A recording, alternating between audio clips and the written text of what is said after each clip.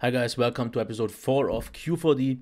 And the first thing I wanted to do before I'm answering the questions, I really know to appreciate all the questions I got and I'm really thankful for those. So thank you for everyone who posted one. I really appreciate the interaction. So let's just start with the questions. The first question from Florian. What is your favorite product presented on this year's CS? I would say my most favorite, if I would have to choose one and I could have that, I would right now go for the, I think, Dell XPS 13. It is a really awesome ultrabook, 13.3 inches, but about in an 11.6 inch case. So that's something I'm really looking for. I will review it. Dell said I will get it. I'm psyched about that. So that would be the first, definitely my first one. Next question is what's Q4D? And I saw there is already an answer for that, so I will just skip that. The next thing is Florian again. What are your favorite feed? What are your favorite? Sorry about that. What are your favorite tech websites which you visit on a daily base? On a daily base, I would say Pocket Now. I would say Android Authority, Android Central. That's I think the most ones, the most current, definitely the most important ones for me, where I get all my information. So yeah, that also a bit there TapTech also and Mobile Geeks because they more cover also ultrabooks and PC stuff and like this. So that's pretty important for me. So I also follow those. The next one again from Florian. What music do you listen to? Don't know if you already answered that. I'm also not really sure, but what I mostly listen to is post-hardcore, melodic death metal, even though there isn't so much really good new one out there. Also alternative rock. I really dig those softer more right now because I think I'm getting older and I really notice I'm getting soft in terms of music, but I also like the hardcore stuff. So metalcore and all those stuff. That's still my main thing. The next one again, okay, that was the answer. Florian B again, who's the profile figure in your profile? And I honestly have no clue. I found it somewhere. I once saw from where it actually was, but I really don't know anymore. Next one again, Rob Meller. A Google bunch of questions, and those are a bit separated, so I will tackle one at a time. What do you think when do you think Chrome OS and Android will merge forever, if at all? Being the material design in the same language spoken by Polymer and the focus on offline web apps, so forth and so forth, is this a good thing? And I have to say, I don't think they will merge forever. I think Android will stay its thing, and Chrome will take a lot of the things from Android, like the apps and so on, but I don't think it makes really that much sense. What I would really more like to see would be an Android or let's say Google desktop OS. That would be something I would be looking more forward to it. But then again, if you have a major OS, a new one, you need apps for that, like video editors, sound editors, photo editors, and all that stuff. And Google right now just doesn't have them. And since they didn't even start on bringing those, I don't think this will happen ever. And Chrome OS just is more for the education stuff, and a lot of people go on buying them for, I think, the lower end budget. We see a little bit more mid-range now, but I don't think they will merge. The next question: when can I buy a Google self-driving car now that the UK has allowed autonomous vehicles on the road as of 2015? A product would be nice. And when? I have no idea. I think it will be still until it gets mainstream more than 10 years, because I think in 10 years maybe we will see more electric cars, but autonomous cars, I think we are just not there yet, not even close. So at least 10, 20 years, I would even say, because autonomous is so much you have to really think and forward about. You can't just say the car drives because you have traffic on the streets. And those cars that they test right now, they all drive on dead streets where there's no traffic, and that's easy. But with traffic, so much more can happen, especially if there are people who don't have autonomous cars. If there would be only autonomous cars, all would follow the same pattern, it would be way easier. But with humans involved in driving, things get way more harder to calculate. So no, I don't think so. The next thing, will Google Glass ever be recognized as the correct solution to wearable notification devices? There are a couple of great glass products, Meta-based glasses for example, but there are now tons of smartwatches. For me, watches are great fitness monitors, but for hands-free notifications and hands-free camera video and heads-up display notification, glasses are the correct solution. Why have they failed? Is it a price point thing? Is it a social factor thing? Is it creepy? And so on. And here's my take on it. Why I would never go for a smartwatch, smart glasses, because I don't like them at all. And I wore, since I was 12, for about, I think 12 years, I wore glasses and I hated every single day. Then I had my laser surgery and I swore myself I would never wear glasses again unless I have to. So no sunglasses, nothing at all. So for me, it's completely out of the question, and that's why I have such a big gripe with glasses. My body hates anything on my head. And why people don't, I think it's the creepy factor, because I'm still, whenever I see someone on Google Plus, especially if it's a younger person or even an older one, I see someone, if someone like this looks like a total tool for me. If they get once really small and you don't really notice, it's okay, but the moment I see someone with Google Glass, he looks like a total retard in my opinion, like some dumbass, some douche, and I really can't stand that. So that's for that. The last question would be, when the hell I'm going to be able to use Google Wallet in Europe? Yeah, forget that. I don't think this will ever happen, because Google couldn't care less about Europe. Nah. I would like to see it as well, but no. Next question from Jeremy Collins. Are you concerned with Sony's recent securities issues with having your data exposed since you own a Z3? No, why should I? Because the Z3 is an Android device and my whole stuff is exactly the same as on any other Android device. All is on Google. So why should I worry about Sony? If something happens, it would be on Google's side, but I don't have anything on Sony's side. Nothing. So no, definitely not. Next question from sorry about that, from Dean Wallace. Heard anything from OnePlus about the new kind of sequel for 2015? And no, at least not directly from them. The last mail I got from them was we should expect like early January or mid-January to get a test ROM for their new ROM, which already is out on alpha, but it's still not in the test phase from Google, from OnePlus itself. So I was hoping to get something, but no. Fabio asks, best and worst things about macOS and Windows. The best thing about macOS, what I really like, are the full screen apps, which you can switch around the desktops. That's something I really like. And otherwise, the worst thing about macOS, I think, is Finder. I hate Finder. Finder just works like crap. Windows Explorer kills it every time. So if I would say best things about Windows Explorer is definitely out there because it works really great. Also, best things about that, what I see, you have way bigger device variety. You have convertibles, you have tablets, you have ultrabooks. So you can get a device that fits you exactly, and that is something you just don't get on the Mac side. But on the Mac side, you therefore get a bit more premium, more polished devices. Worst thing about Windows, I think the whole driver thing. It still handles drivers very poorly, and I also tried, because I'm still using the Mac for my editing, but I thought about, because I have a more powerful desktop, I thought about just switching again to Windows now that I don't use Final Cut anymore. And then I thought, okay, I tried this webcam. It didn't work as well on Windows, even though it's programmed for Windows. It didn't work out.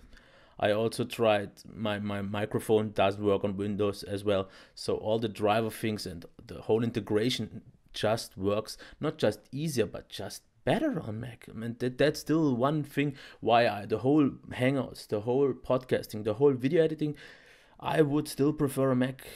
But in terms of hardware, I would definitely like Windows. Jason M, what do you think about the root situation on the Xperia Z3, and will you nuke your DRM partition if it continues? The root situation is bad. I can agree with that. Still no root without killing your DRM keys. Okay, we now have a solution that seems to kind of give you all the things back you lose with the DRM keys, but I still haven't, and from what I see, you wanted to do it. I still don't see a reason. I won't kill my DRM keys before Lollipop is out. Once Lollipop is out, then I will think about Root, but right now on KitKat it's not worth it, and in February we will get Lollipop anyways, so still okay for me. Brad Yates asks, do you still use your Audio-Technica ADHM50s? I'm about to buy those suckers and I was curious if they would volume issues with the Z3. I know the volume of the phone quite isn't as good. What do you think? And the answer is here. These are my MTHS50s. I returned them because if you saw my review, they were squeaking a lot, and I returned them, and since I got them, I haven't opened them. I wanted to sell them because I never liked them, and that's one thing. So, but in terms of volume, I can already tell you it won't be enough on the Sony Z3 because the Nexus 5 with boosted kernel was barely there. The OnePlus that already has a really high volume was just about enough, and the Sony won't be enough because I think you will need an external amp for that. Using it on the Z3 or pretty much any other phone just won't give you enough volume, in my opinion. And also, I don't like the sound, I don't like the comfort. I think about maybe using them again for the editing, because I'm a bit tired of always switching my phones, because I would like to use them more in my house, but that's for that. Next question from Rafa. Where do you see your YouTube channel by the end of this year?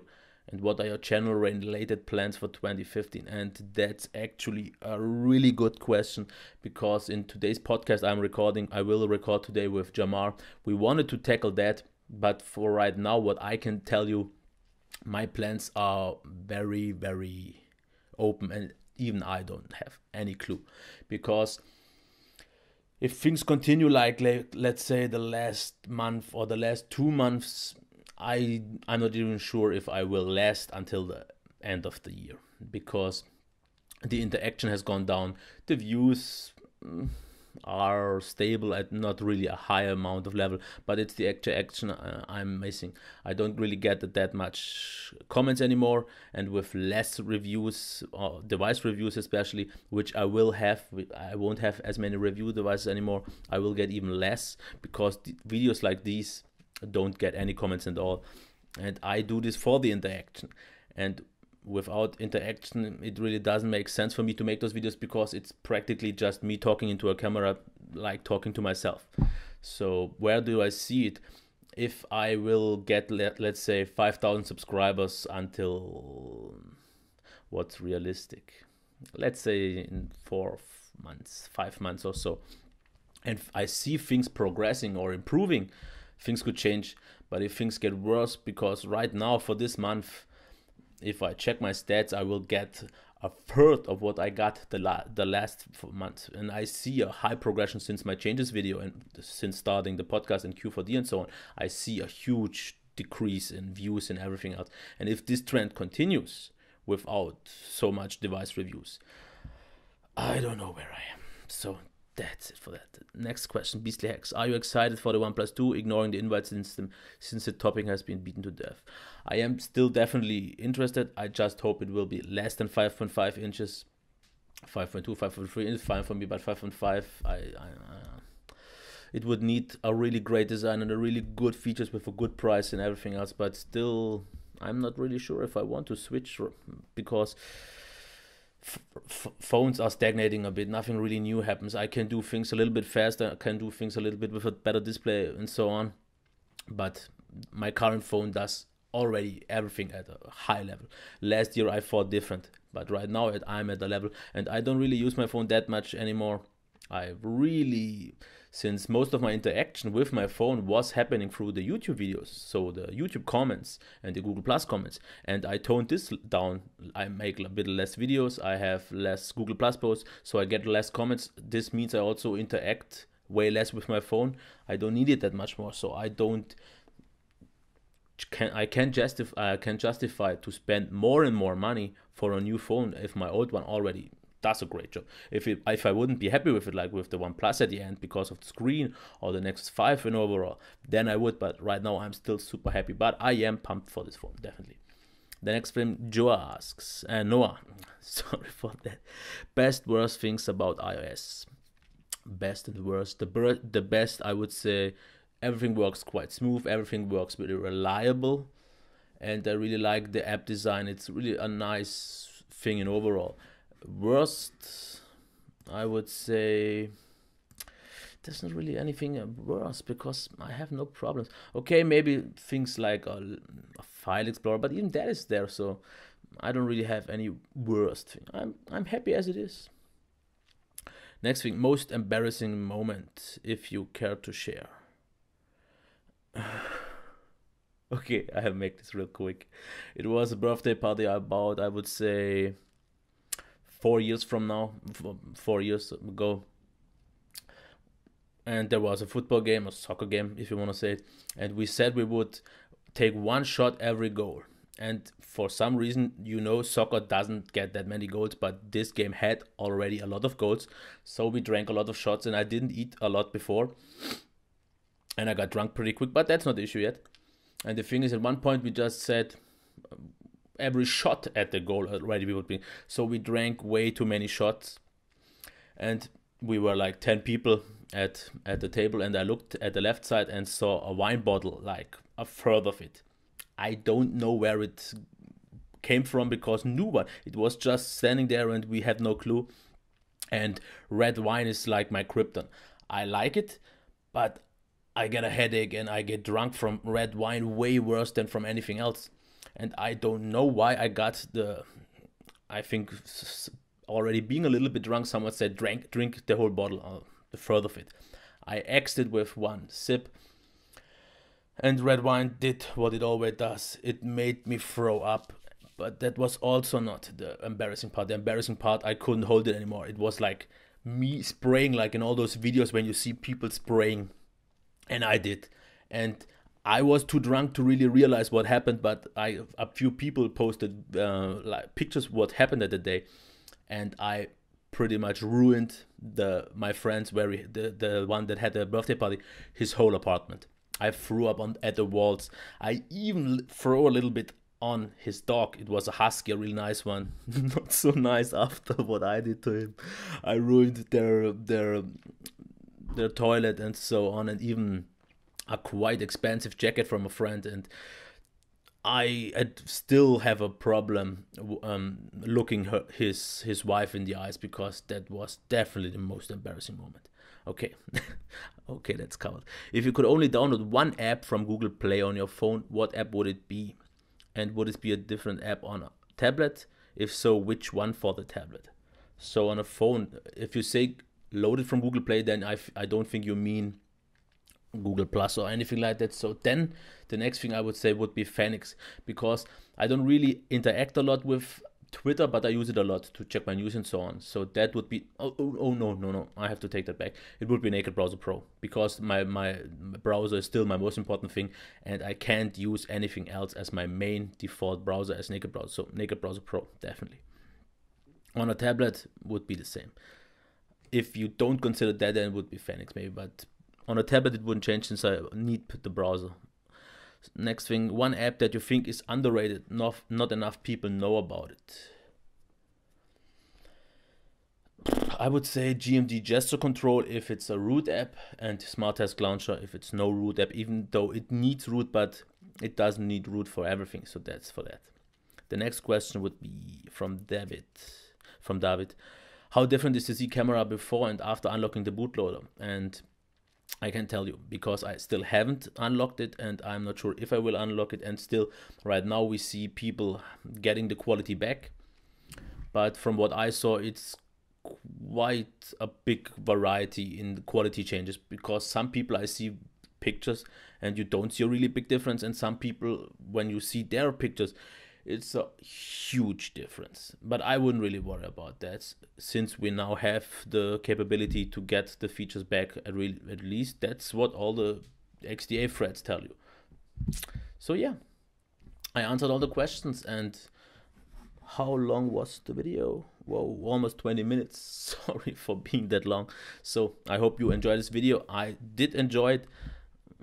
Yeah, of course. So as long as the questions will keep coming, I will keep answering, and I hope you liked it. And it would be nice if you reshare this video, give it a like, subscribe to my channel, or leave me any comments. And if you have a questions and no comment and wanna post a question in this video, please make a capital Q so I know it's a question. Or if you want to, for the next Q4D, have a question, do it like this, because that's what I'm planning to do. I have my community, and there I can pin a post, and when I will do the next post asking for questions, I will pin that on the top of this community, so it will be open for like this time also again, like 4 or 5 days, or maybe less or more, it depends.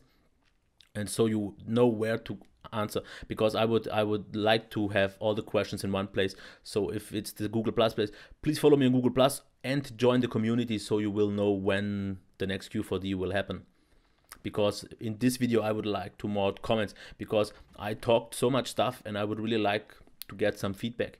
Maybe what was your most embarrassing moment, or what you think about that stuff, and so on.